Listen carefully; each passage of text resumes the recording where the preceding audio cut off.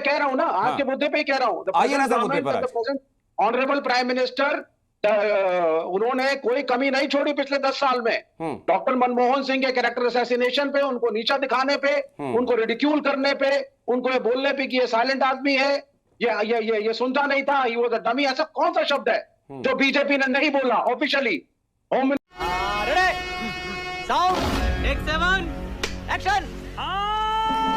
अनंत भाई, वो कहते हैं ना कि लश्कर भी तुम्हारा है, सरदार तुम्हारा है, और तुम झूठ को सच लिख दो, अखबार तुम्हारा है।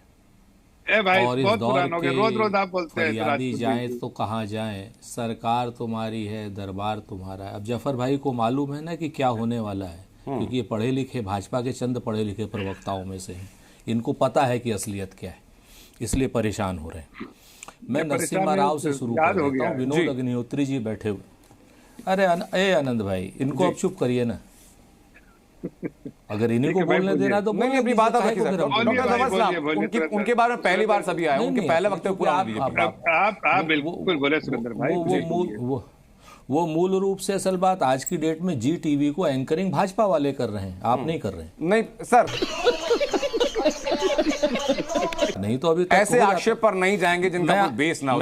जी अरे काहे ना हो। अब आप इतनी देर से लगातार जफर भाई हमारे बीच में बोल रहे हैं, पढ़े लिखे। शुरुआत बताइए हमने किससे? शुरुआत हमने आपके राज्यसभा सांसद प्रमोद तिवारी के साथ। वो मैं लगातार 10 मिनट पहले उन्हीं के पास रहा हूं। वो आपकी मजबूरी, वो आपकी मजबूरी थी, वरना वो आपके चैनल पर नहीं आते। वो मेरी कोई मजबूरी नहीं थी सर, क्योंकि ये आरोप कांग्रेस का है तो पहला हक बनता है कांग्रेस का कि अपनी बात कांग्रेस रखे। आरोपों के बाद ही जवाब दिया जा सकता है। सुन लीजिए जी, सुन लीजिए ना। जी न्यूज के लिए एक क्या नाम इज्जत की बात थी कि प्रमोद तिवारी जी आपके चैनल पर थे, और जी न्यूज पर प्रमोद तिवारी जी बहस में नहीं आएंगे। मेरे लिए सर जफर इस्लाम यहाँ पर है, मेरे लिए सुरेंद्र राजपूत यहाँ पर हैं, विनीत सिंह है, विनोद जी हैं, जितने मेहमान ही हैं, मेरे लिए उतनी ही इज्जत नवाजी हर मेहमान के लिए है सर। नहीं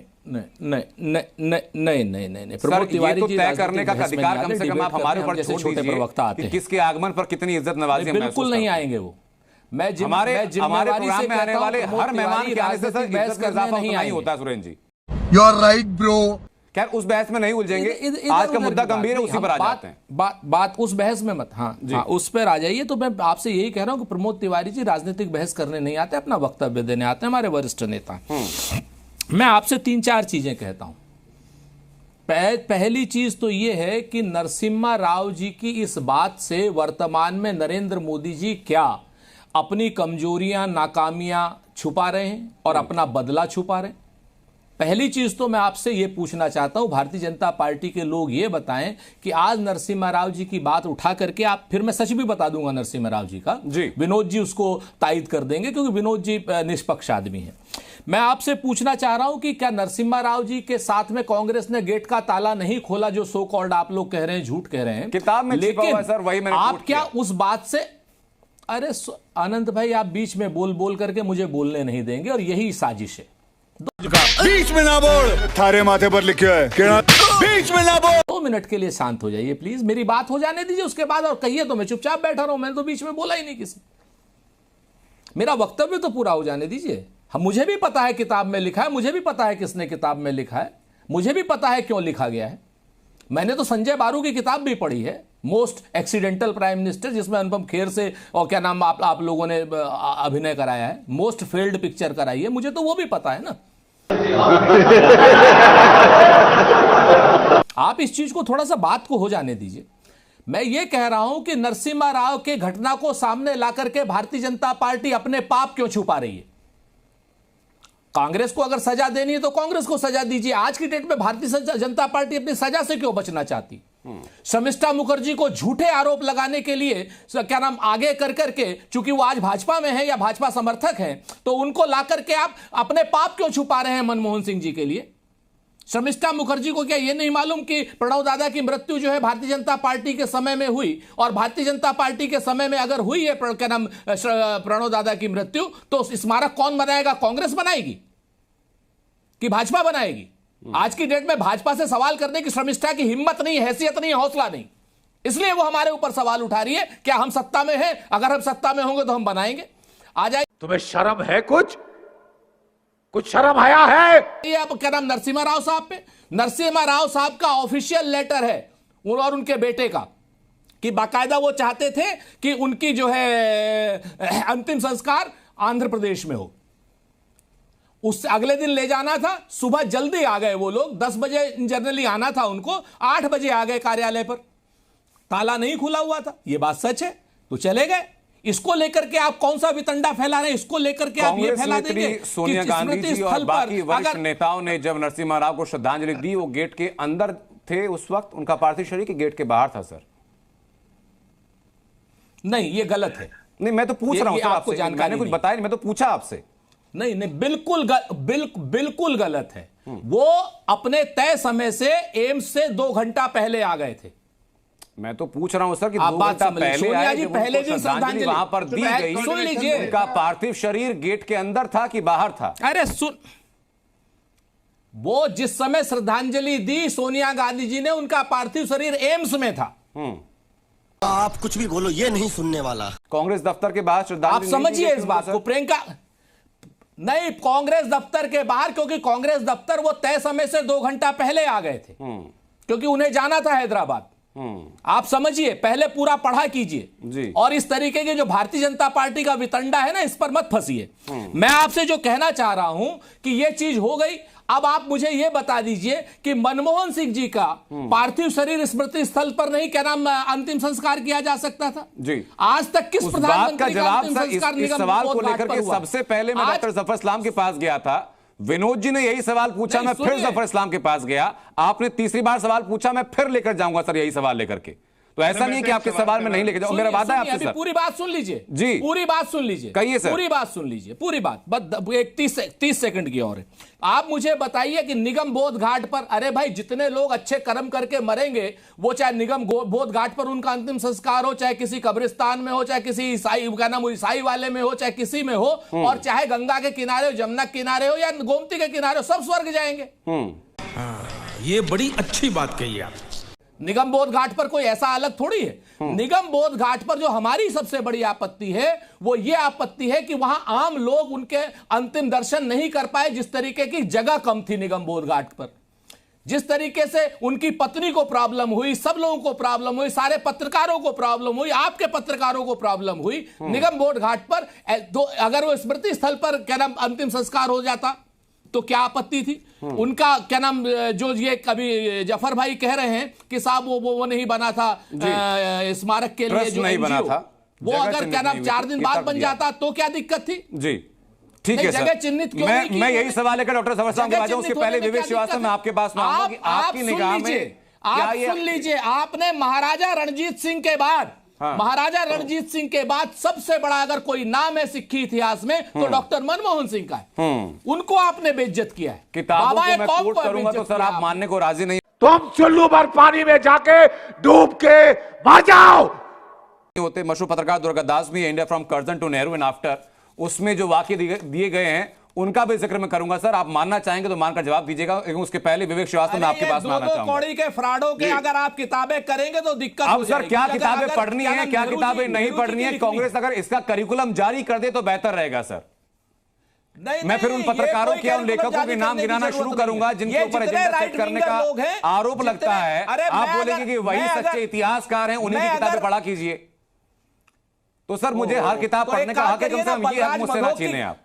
सुनिए फिर बलराज मधोक की किताब पे भी पढ़कर मैं कह रहा हूं सर कि कौन सी किताबें पढ़नी है, कौन सी किताबें नहीं पढ़नी है, कम से कम कांग्रेस के प्रवक्ता इस बात का हक किसी पत्रकार से ना छीने सर। तो एक बार कर लीजिए, इस बात को तय सर कांग्रेस पार्टी नहीं करेगा, मीडिया सेल नहीं करेगा सर। अगर आप विवाद पैदा करना चाहते हैं, कोई विवाद नहीं सर। मैं तो कह रहा हूं किताबों के नाम, खाली किताबों के नाम, किताबों के जो करवाली बेइज्जती तो पन्ने हैं और उस पर जो पैराग्राफ और लाइन हर चीज कोट करता जाऊंगा, आप काउंटर करते जाइए। मैं आपको क्या जगह हो सकती है सर? आपको लगे कि वो चीज वो लेखन झूठा है, वो बातें झूठी हैं, काउंटर करते जाइए, आपका पूरा अधिकार है। इसलिए आप आमंत्रित हैं इस मंच पर। भारतीय जनता पार्टी के पाप को बचाने के लिए, भारतीय जनता पार्टी के पाप को बचाने के लिए आज जी न्यूज और उनके साथी सारे के सारे ऐसे लग रहे हैं जैसे नरसिम्हा राव के बड़े सगे हो गए। ऐसे लग रहे हैं काम कीजिएगा सर, एक काम कीजिएगा, जब ये डिबेट खत्म हो तो एक बार जरा अपनी टीम से कह करके, अगर आप इतनी तकलीफ उठा पाए, YouTube पर ड्यूरेशन देखिएगा कि अभी तक की डिबेट में 23 मिनट की डिबेट में कांग्रेस के पास कितना वक्त रहा या बाकी मेहमानों के पास कितना वक्त रहा बोलने का। आपको जवाब खुद मिलेगा। कांग्रेस को कितना आपको जवाब खुद मिलेगा सर इस बात का। मैं लौटूं आपके साथ, जफर साहब मैं आ रहा हूं आपके पास। कितना टोका गया ये भी देख लीजिए। जफर साहब मैं मत भूलो कि भक्ति और पागलपन में अधिक अंतर नहीं होता। सांसारिक दृष्टि से देखो तो भक्त पागल ही जैसा दिखाई देता है।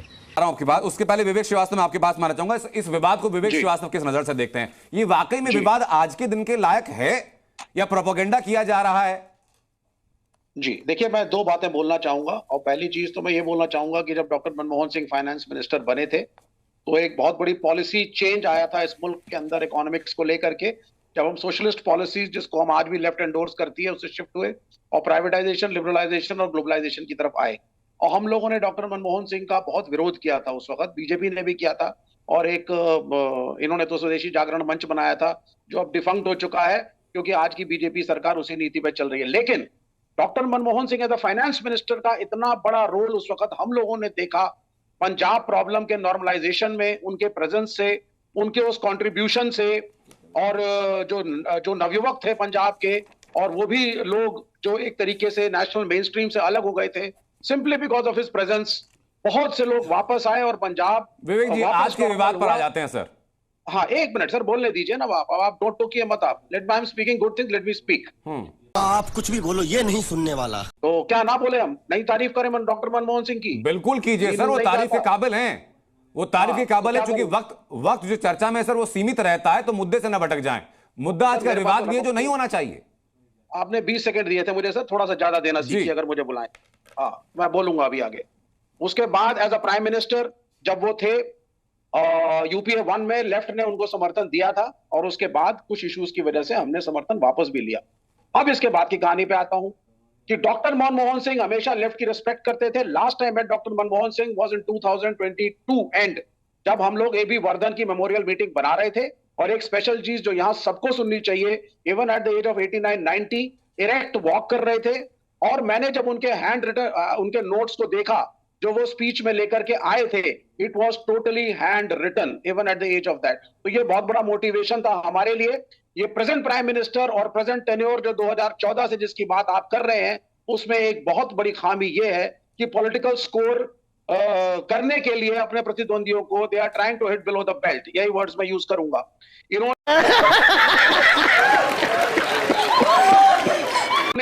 जहां एक तरफ प्राइम मिनिस्टर मोदी ने एक पिक्चर बनवाई ही मैं कहूंगा जिसके अंदर विवेक ओबरॉय मोदी की छवि में आए, वहीं एक्सीडेंटल प्राइम मिनिस्टर जिसमें बरुआ की किताब से विवेक जी देखिए, आप अक्सर इस मंच पर रहते हैं। हाँ, ये बातें बिल्कुल आप कीजिएगा सर। ऐसे आरोप लगाने से ना लगाने से मुझे कोई गुरेज नहीं है, आप लगाइएगा। लेकिन आज के मुद्दे पर रहें तो बेहतर होगा सर। आज के मुद्दे पे कह रहा हूं ना, आज के मुद्दे पे कह रहा हूं। आइए ना सर मुद्दे पर। ऑनरेबल प्राइम मिनिस्टर, उन्होंने कोई कमी नहीं छोड़ी पिछले 10 साल में।